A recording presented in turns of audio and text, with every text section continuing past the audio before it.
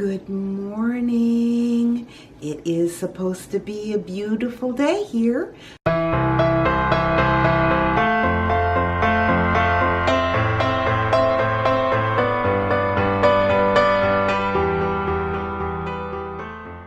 The sun is shining. It's supposed to get up into the 70s today. And my husband and I are going to be checking out hummingbird feeders at Lowe's. I went online and they had quite a good assortment that they said was in the Erie stores. So I am hoping that the selection I saw online really is in the stores, because I really need to get at least one hummingbird feeder. But I hope that you'll want to join me throughout my day. And I'll talk to you folks in a little bit. Well, here's the hummingbird feeders. Let's see here. Treasure Garden, so that's all plastic. This is glass and plastic. Well, at least this one has a little perch. That's not bad. Oh, isn't that pretty?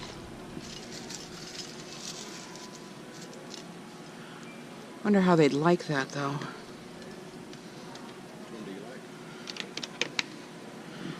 I want one that has a perch on it. They like the perches. Yeah, they like the perches. Because I had one. We have one similar in this, and it actually broke. This part fell off, and it won't go back together. But they didn't hardly ever use it because there was no perch. Yeah, that's a perch. Mm-hmm. Huh. And you need to know how it opens up. Does it open easy? Yeah, I'm going to check them out to see what they got. How they work.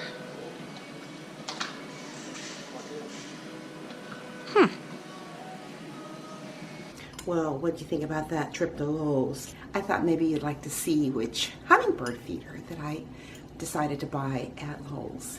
And truthfully, I was a little disappointed in their selection because online, even though it said that these were available in the Erie store, there really wasn't as many available as what it said online. But that, I guess I should have expected that. But this is the one I chose.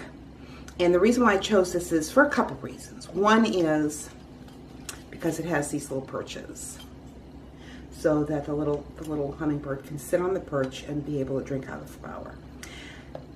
The other reason why I chose it is because it just unscrews like this, but this comes off and you can easily clean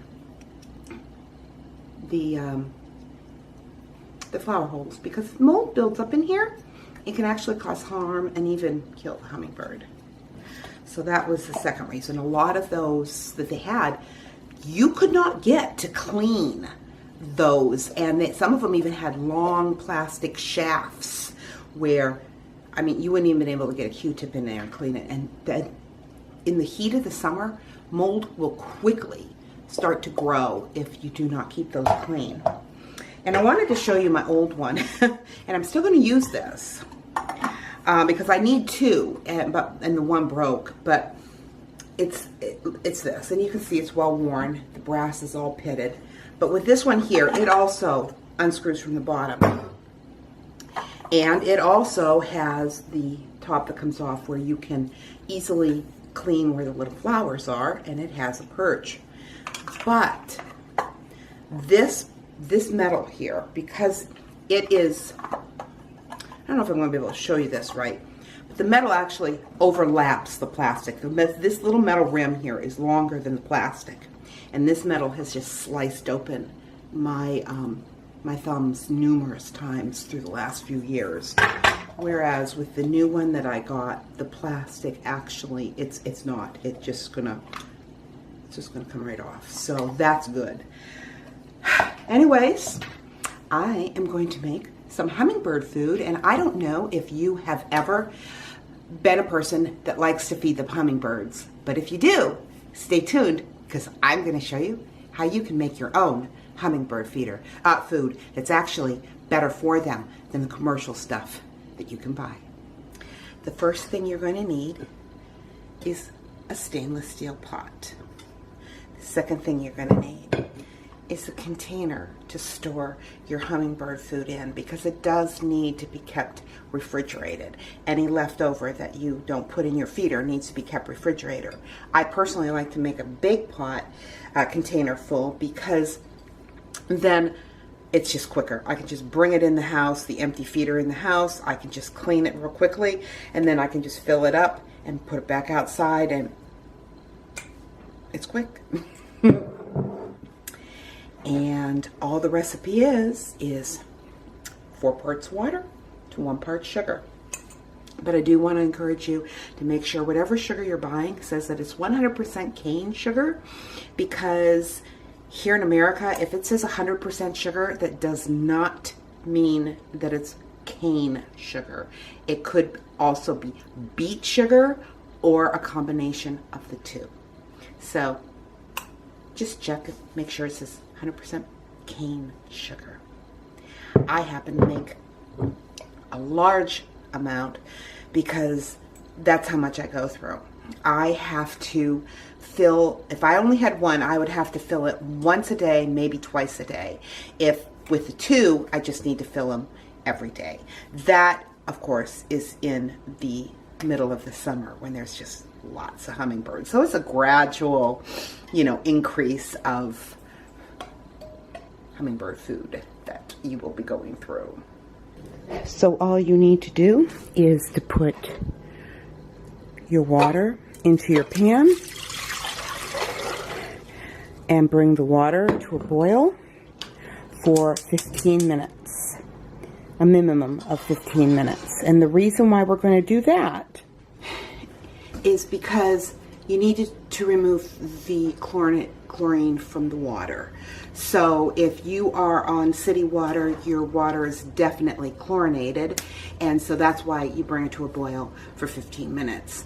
If you are not on a city water and like you're just in a well, then the only reason that you're going to heat the water at all is to dissolve the sugar. So that's all I do. I just heat the water on my stove, add my cup of sugar, and once it's dissolved, I just put it in my container.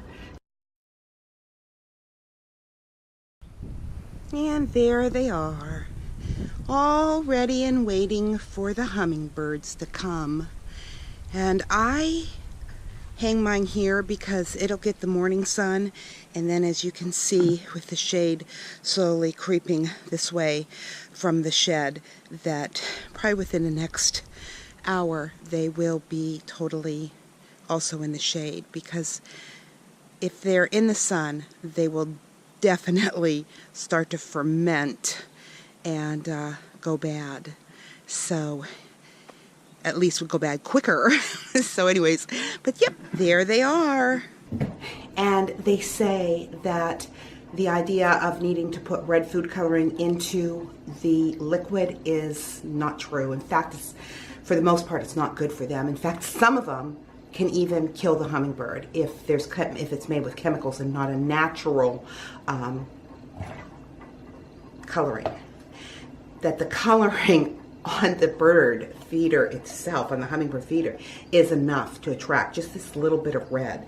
And on this one, the only red on it is the little flowers themselves that they take the nectar out of. And they said that actually, if you're concerned about it, then just tie a red bow, a ribbon on the feeder, and that alone would be enough to attract them to that feeder. So, just for your information, don't add any food coloring. It's not necessary. And actually, I will probably move that little trellis over just to in front of the white lattice next to the shed, because that actually gets becomes shaded quicker than where I put them. But it's still spring, it's still cool, it's hardly like 90 degrees out, so they'll be fine. But I did want to say that hummingbirds are really kind of fun. I have been outside and not realized that my hummingbird feeders are empty, and they will start to zoom around my head. I mean, zoom. You hear them.